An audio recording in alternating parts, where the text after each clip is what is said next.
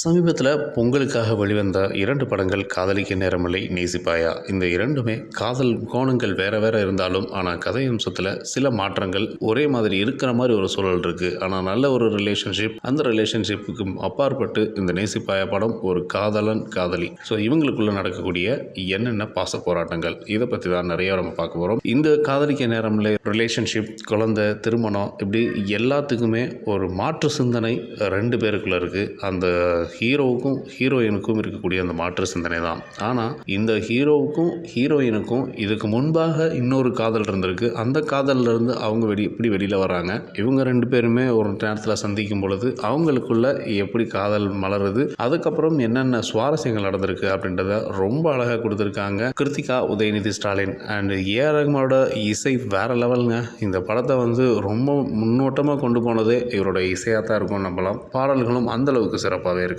இப்படி ஒரு கதையை கொடுக்க முடியுமா அப்படின்றதுக்கு ஒரு உதாரணமாக கூட இருக்கலாம். இவங்களுடைய எவ்வளோ க்ரியேட்டிவிட்டியான இந்த கதை அப்படின்றது எல்லா ரசிகர்களுக்குமே ரொம்ப பிடிச்சிருக்கும். இந்த படத்துடைய ஃபர்ஸ்ட் ஹாஃப், செகண்ட் ஹாஃப் ரொம்ப சிறப்பாகவும் இருக்குது. அதை விட ஃபர்ஸ்ட் ஹாஃபில் ரொம்ப சஸ்பென்ஸாக போயிட்டு இருந்த படம் செகண்ட் ஹாஃபில் அதோடைய ட்விஸ்ட் என்ன அப்படின்றது தெரிய வருது. இதுக்கப்புறம் அவங்க சேர்ந்தாங்களா சேரலையான்றது தான் இந்த படத்தோட கதை. அப்படி காதலிக்க நேரமில்லை அப்படின்ற ஒரு விஷயத்தை விட காதலிக்கிறதுக்கு மட்டும்தான் நேரம் இருக்குது அப்படின்னு கூட இந்த தலைப்பை மாற்றிருக்கலாம். அப்படி தான் இருந்தது இந்த கதையோடைய சாராம்சங்கள் எல்லாமே.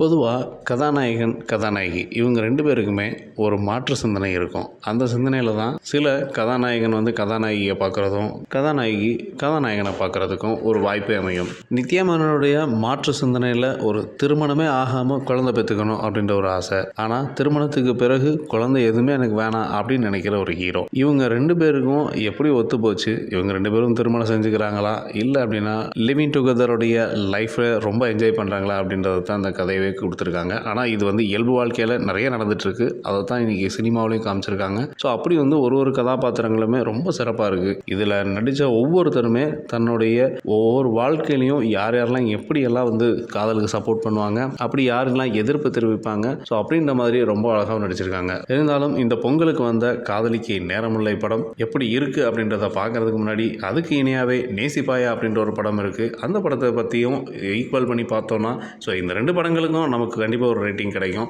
நேசிப்பாயா படத்தில் ஆகாஷ் முரளி, அதிதி சங்கர் இவங்க 2 பேரோட நடிப்பில் வெளிவந்த படம் தான் நேசிப்பாயா. இதை விஷ்ணுவர்தன் இயக்கியிருக்காருங்க. யுவன் சங்கர் ராஜா இசை. அடடா என்ன ஒரு காம்போ அப்படின்ற மாதிரி. ஸோ விஷ்ணுவர்தன் அவர்களுடைய படம் அப்படின்னாவே ரொம்ப சிறப்பாக இருக்கும். இதுவரைக்கும் நமக்கு அஜித் அவர்களை வச்சே படம் பண்ணிட்டு இருந்தவர் ஒரு புதுமுகத்துக்காகவே கதை கொடுத்துருக்காரு. ஒரு சினிமாவில் கதாநாயகன் உருவாகிறதுக்கு பல பேர் காரணமாக இருப்பாங்க. ஆனால் தன்னுடைய காதலியே படத்தை தயாரித்து அதில் ஒரு அழகான ஹீரோயினை கொடுத்து நடிக்க வைக்கிறது எவ்வளோ பெரிய சுவாரஸ்யமான ஒரு விஷயம். பட் இருந்தாலும் இப்படி ஒரு காதலி கிடைக்க ஆகாஷ் முரளி ரொம்ப கொடுத்து வச்சிருக்கணும். நேசிபாய படத்தில் அதிதி சங்கர் அண்ட் ஆகாஷ் முரளி இவங்களுடைய காதல் ரொம்ப சூப்பராக இருக்குது. எப்போவுமே ஒரு காதல் இருக்குன்னா அது கண்டிப்பாக ஒரு பிரிவுன்ற ஒரு சூழல் ஏற்படும். அப்படி தாங்க அதிதி வேலை காரணமாக போர்ச்சுகல் நாட்டுக்கு போகிறாங்க.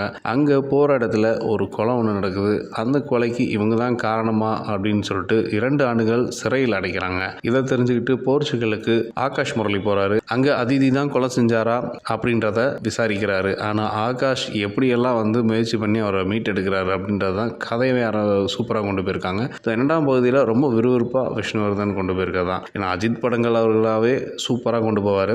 ஸோ அதே மாதிரி ஒரு தோற்றத்தில் இருக்கக்கூடிய ஆகாஷ் முரளி எப்படியெல்லாம் இதில் நடிச்சிருக்காரு அப்படின்றத இந்த 2ஆம் பகுதியில் தான் வேற லெவலில் இருக்குது. இந்த 10 வருஷ கேப்புக்கு அப்புறம் விஷ்ணுவர்தன் விஸ்வரூபம் எடுத்து வந்திருக்காருன்னா அது கண்டிப்பாக வெற்றி படமாக தான் இருக்கும் அப்படின்றது எந்த மாற்றமும் இல்லை. ஆனால் இந்த நேசிப்பாயா, உண்மையிலேயே நேசிப்பாயா அப்படின்ற படத்துக்கு கதைக்கு தகுந்த மாதிரி தாங்க இருக்குது. இவங்க நேசிக்கிறாங்களோ இல்லையோ படத்தை மக்கள் நேசிக்கணும் அப்படின்ற மாதிரி எடுத்திருக்காரு விஷ்ணுவர்தன். அதுக்கே நம்ம பாராட்டு தெரிவிச்சுக்கலாம். இப்போ இதுவரையும் நம்ம காதலிக்க நேரமில்லை, நேசிப்பாயா இது 2க்கு ஒரு ரேட்டிங் கொடுக்கணும் அப்படின்னா காதலிக்க நேரமில்லைக்கு ஸோ 5க்கு ஒரு 2.5 கொடுக்கலாம். நேசிப்பாயாவுக்கு 5க்கு ஒரு 2 கொடுக்கலாம். ஸோ இந்த மாதிரியான படங்கள் ரொம்ப சிறப்பாக வந்திருக்கு. அதை ரசிகர்களுடைய மத்தியில் எப்படியெல்லாம் படம் ரசிக்கும்படியாக இருக்கிறாங்க அப்படின்றதாங்க.